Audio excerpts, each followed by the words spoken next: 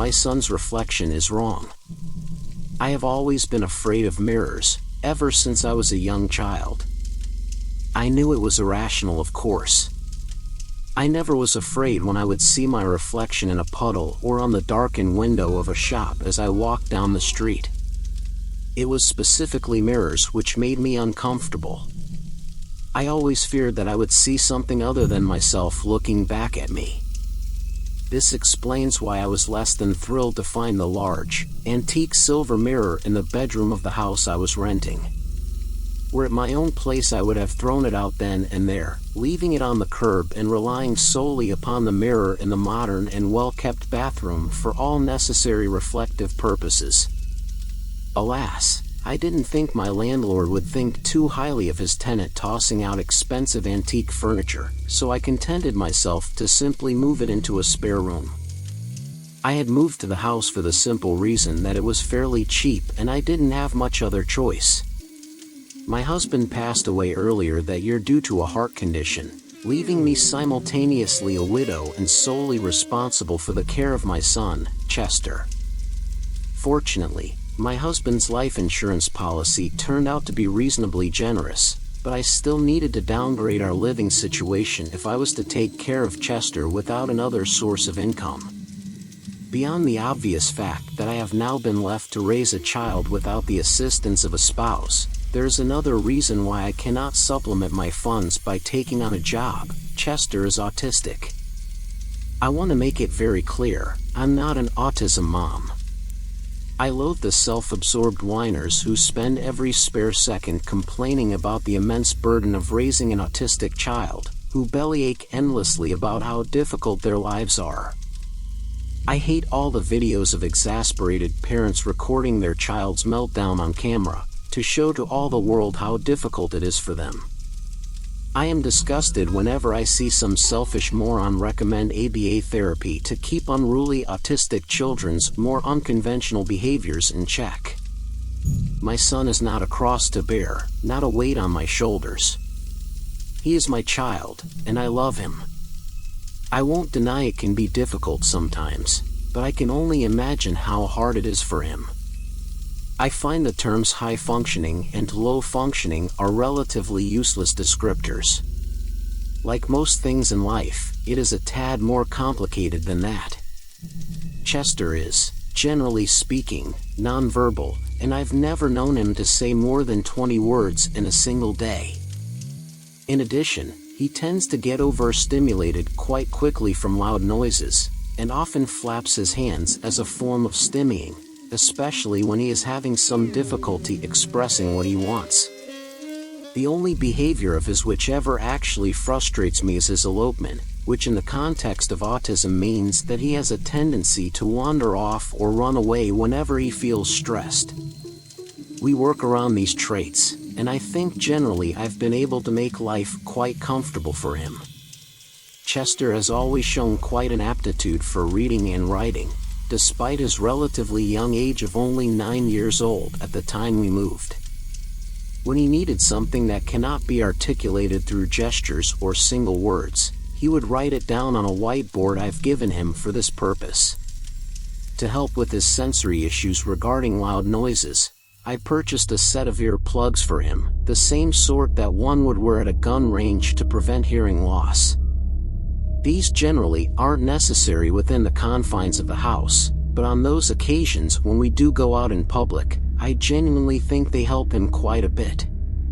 Given his condition, combined with the relative isolation of our new rural home, it has been necessary to homeschool Chester, though that hasn't really been any sort of a problem.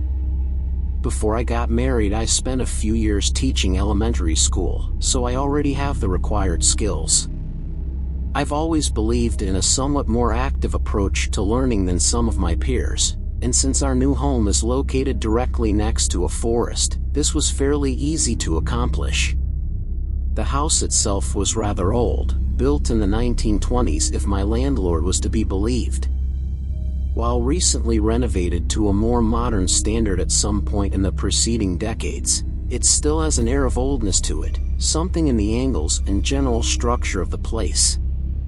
The main feature that seemed significantly out of place was the wrought iron fence that surrounded the house, a far cry from the traditional wooden fence I was used to from a life in the suburbs.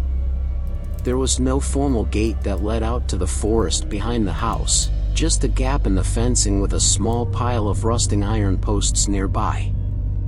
I never asked the landlord about it, but judging by a stump outside the boundaries of the backyard, I assumed a tree must have fallen down and damaged it.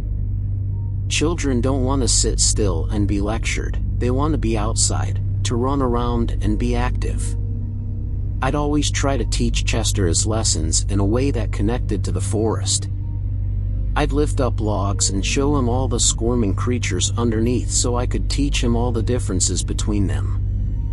I'd have him count the rings of a fallen tree and teach him about the things that happened in the tree's long and storied life.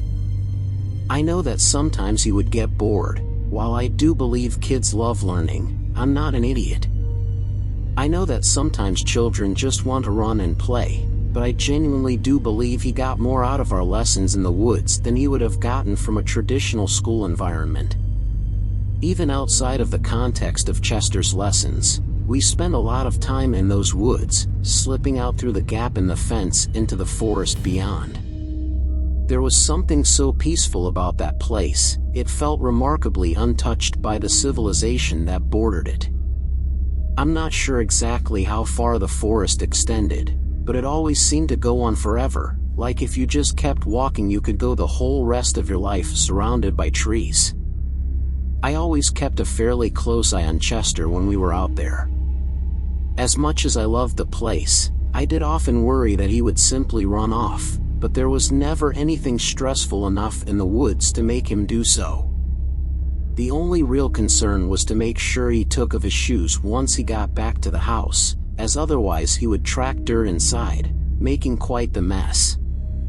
Things went on the way I described them for about a year after my husband's passing. In between my caring for Chester and all the mundane errands of modern life, I attended therapy and worked to move on from the loss.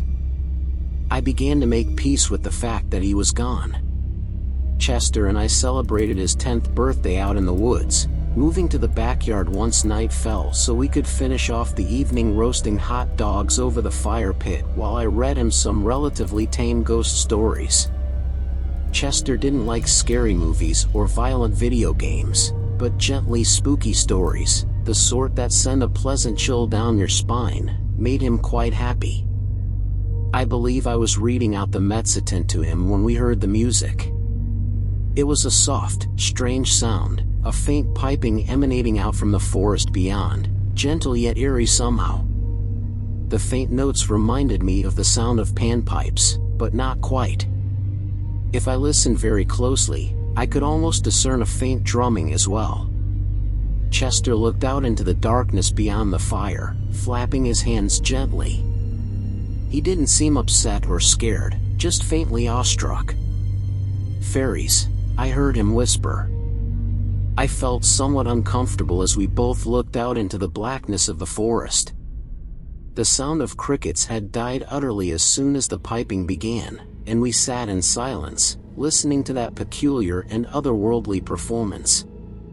It felt like something out of a dream, and I don't think it would be possible for me to recall the melody in any real detail.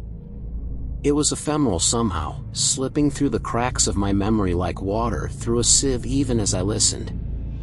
At some point the music ceased, and the crickets returned to their chirping. I led Chester back inside and tucked him gently into bed.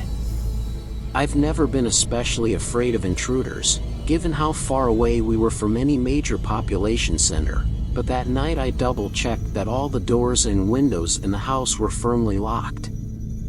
I didn't sleep well that night. I'll admit I'd still not gotten used to sleeping alone, and often had difficulty falling asleep, but this felt different somehow.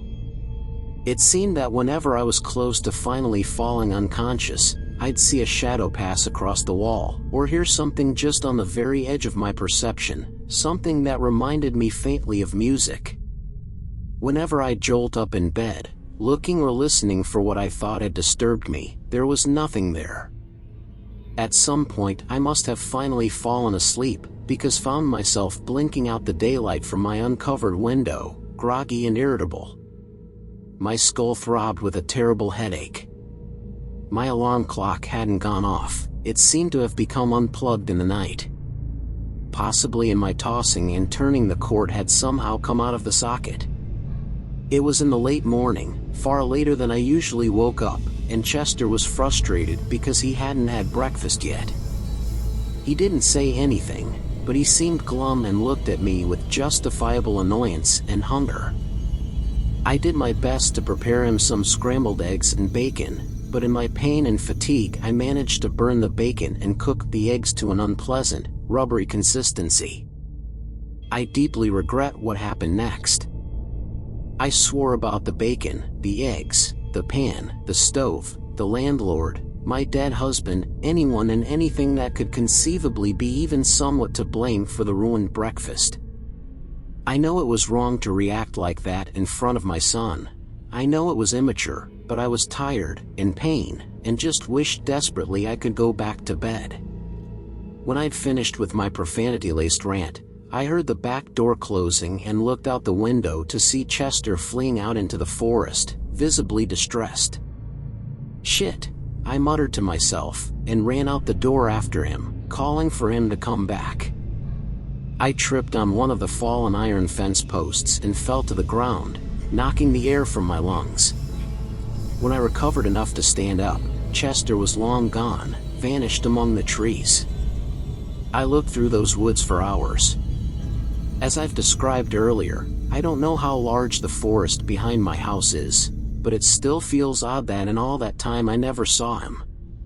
Chester's only 10 years old, he isn't some sort of Olympic sprinter, and the foliage isn't so thick that I could have lost him that easily. I kept wandering among the trees, shouting out Chester's name with increasing panic. Sometimes I thought I'd hear a branch snapping or a child's giggle, and I would turn about, desperately trying to catch a glimpse of the sound's source, but there would be nothing there.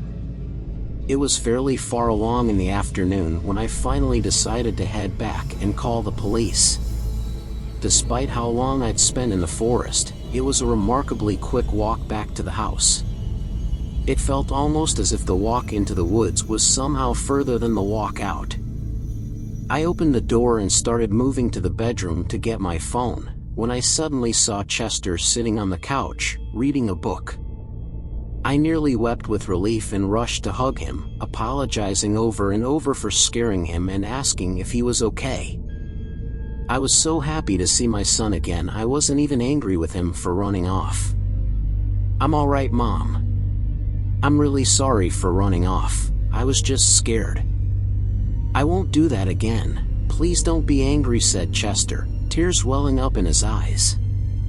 I froze. Chester rarely spoke more than a single word at a time. His longest sentences I could remember before this were maybe 3 or 4 words long at most. This was utterly unprecedented, and I had no idea how to react whatsoever. "Mom? Are you okay?" he asked, looking at me with a confused look on his face.